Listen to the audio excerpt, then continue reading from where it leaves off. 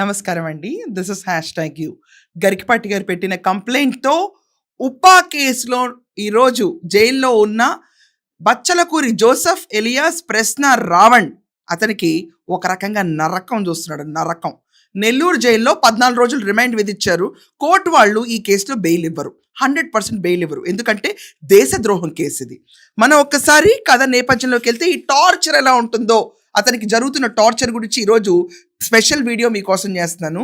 Section 39 ఎఫ్ఐఆర్లో invoke చేశారు. ఇది వెరీ డేంజరస్ సెక్షన్, అందరికీ తెలిసిందే. అతను కనీసం అంటే ఒక 10 ఏళ్ళు మినిమం, లేకపోతే యావజ్జీవ కారాగార శిక్ష ఇలాంటివి కూడా పడిపోతాయి క్యాండిడేట్కి. ముందు బెయిల్ రావాలంటే 1 సంవత్సరంన్నర 2 ఏళ్ల పాటు బెయిల్ అనేది రాదు. దీనికి ప్రధాన ఎగ్జాంపుల్గా వరవర్రావు గారు, సాయిబాబా వీళ్ళందరినీ తీసుకుంటే, వరవర్రావు గారి పైన మహారాష్ట్రలో పెట్టిన కేసు ఎన్నాళ్ళకు బెయిల్ వచ్చింది, ఎన్నేళ్లు శిక్ష పడింది గుర్తుంటుంది ప్రతి ఒక్కరికి. నక్సల భావజాలాలు ప్రతి ఒక్కదాన్ని ఎవరన్నా వాటిని ప్రచారం చేస్తే ఇలాంటి దేశద్రోహం కేసు అనేది పడుతుంది. ఇది కాకుండా బాబ్ పైన ఇంకేమేం కేసులు ఉన్నాయంటే 13, సెక్షన్ 13, 39, 147, 148, 152 సెక్షన్. అంటే భారత ప్రభుత్వం పైన యుద్ధం ప్రకటించాడు ఈ క్యాండిడేట్ అని చెప్పి ఇతని పైన కేసులు నమోదైనవి. జైల్లో నార్మల్గా ఉంటుంది, నేను చెప్పను, నేను ఆన్సర్ ఇవ్వను అని చెప్పి మొన్నటి దాకా సర్పవరం, మచిలీపట్నం, గన్నవరం పోలీస్ స్టేషన్ అన్నింటిలో ప్రశ్న రావణ్ ఎలా రెచ్చిపోయాడు ప్రతి ఒక్కరిని చూస్తాం. నేను వచ్చి నా యూట్యూబ్ ఛానల్లో సమాధానం చెప్తాను, జై భీమ్, నేను కూడా జై భీమ్, నాకు కూడా ఇష్టమే, జై భీమ్, సమాధానాలు చెప్పడా. ఇతనికి ఒక ఉపా కేసులో నమోదైన వాళ్ళకి ఒక కఠిన కారాగారమైన శిక్ష ఉంటుంది అనమాట రిమాండ్లో. ఏంటంటే మీకు నేను చదివి వినిపించాలి, ఆర్డర్లో క్లియర్గా అర్థమవుతుంది. ముందు ఒక 1/2 కిలోతో ప్యూర్ నెయ్యితో చేసిన స్వీట్లు తినిపిస్తారు. తర్వాత గిలగిలా కొట్టుకున్నా కూడా మంచినీళ్ళు అనేవి ఇవ్వరు, దాహంతో సావాలంతే. పొద్దున్నే 5 గంటలకి బ్యాచ్ వారీగా వస్తారు. వచ్చి 5 గంటలకు నిద్రలేపుతారు. నిద్రలేపి అడిగిన ప్రశ్ననే మళ్ళీ అడుగుతారు. నీ చెప్పను అన్నాడు. 2వ రోజుకి నీరసం వచ్చి ఎంతో కొంత కక్కిసేస్తాడు. ఈ ప్రశ్న రావణ్ అదే చేస్తాడు ఇప్పుడు జైల్లో. సో పొద్దున్న 5 గంటలకు బ్యాచ్ల వారీగా వస్తారండి. లే లే లే లే అని లేపి నిన్న అడిగిన ప్రశ్నే మళ్ళీ ఈ రోజు కూడా సంధిస్తారు. ఇదంతా కాకుండా మధ్య మధ్యలో అడిగినన్ని సార్లు ఛాయ్ ఇస్తారండి. తాగునన్నా, నువ్వు టీ తాగాలి, కొంచెం ఛాయ్ బ్రేక్ ఉంటుంది. భోజనం ఎప్పుడు పెడతారు?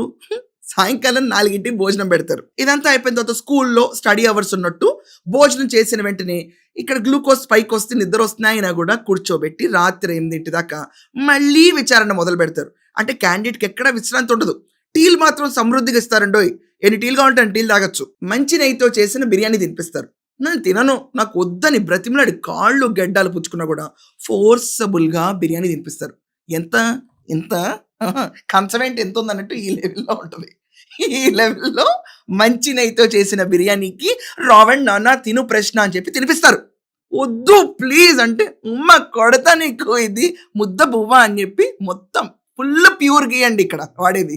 జైల్లో నాణ్యతాపరమైనగా భోజనం అందిస్తారు ఇతనికి. దాని తర్వాత 10 o'clockకి బిర్యానీ తినేస్తాడు కదా, ఇంత తిన్న తర్వాత 10 గంటలకి మంచి టీ ఇస్తారు. మంచి టీ ఇచ్చి మంచినీళ్ళు అనేవి దాఖలాల్లో ఎక్కడ ఉండవు. పడుకోని అన్న, రెస్ట్ తీసుకో, రేపు పొద్దున్న 5 గంటలకు వచ్చి మళ్ళీ నేను లేపుతాం కదా, సో అప్పుడు దాకా పడుకుంటే విలవిల్లాడుతూ, దాహంతో, రొప్పుతూ, ఒంట్లో ఏం చేయాలో తెలియక, నాలిక పెడసగట్టిపోయి, రాత్రి నిద్ర పట్టక, కళ్ళపైన ఫ్లడ్ లైట్లు కొడతా ఉంటే అలా పడుకోవాలి. 10 గంటలకు నిద్రపోవాలి బాబు. ఈలోపు ఏంటంటే 1 లీటర్ నీళ్ళ కోసం కూడా కాళ్ళు గడ్డలు పట్టుకుంటాడు. కానీ నీళ్ళు ఇవ్వరు.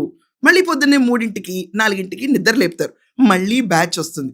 మళ్ళీ బ్యాచ్ వచ్చి ఇదే రొటీన్లో అడిగిన ప్రశ్నలనే మళ్ళీ అడుగుతారు.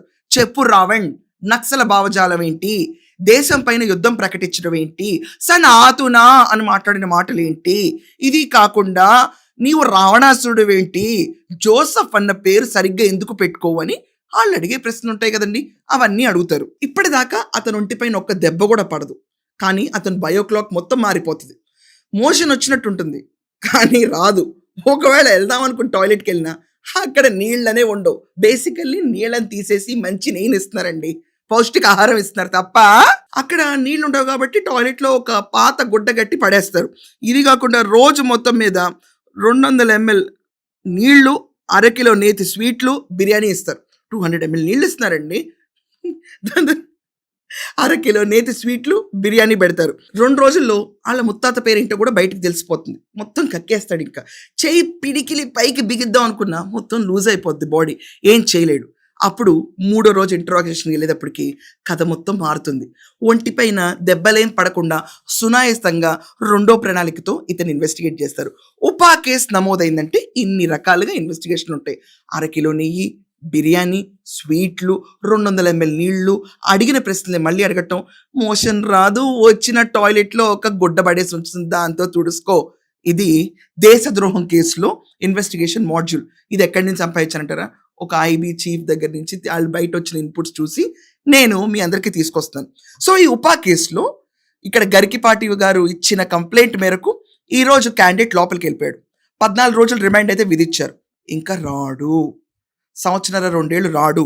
నెక్స్ట్ ఉపా కేసులో ఎవరున్నారు అంటే, నేను చాలా బహిరంగంగా ఓపెన్గా చెప్తున్నాను, ఈరోజు క్రిస్టల్ క్లియర్గా మావోయిస్టిక్ భావజాలాలు ఉన్న ప్రకాష్ రాజ్ని, అలాగే జడాత్ శ్రవణ్ కుమార్ని, వీళ్ళందరినీ కూడా ఈ కేసులో పేర్లు ఉంటాయేమో అని జనాలు అందరూ అనుకుంటున్నారు. వాళ్ళలాగే నేను ఆశిస్తూ వాళ్ళ పేర్లు బయటకు వస్తే మీకు ఇంకో షో చేసి ఖచ్చితంగా చెప్తాను. ఎలా ఉంది మన బచ్చలకూరి రోజువారీ దినచర్య? మీ ఒపీనియన్ ఏంటో ఖచ్చితంగా కమెంట్స్లో రాయండి. That's all for now. Thank you.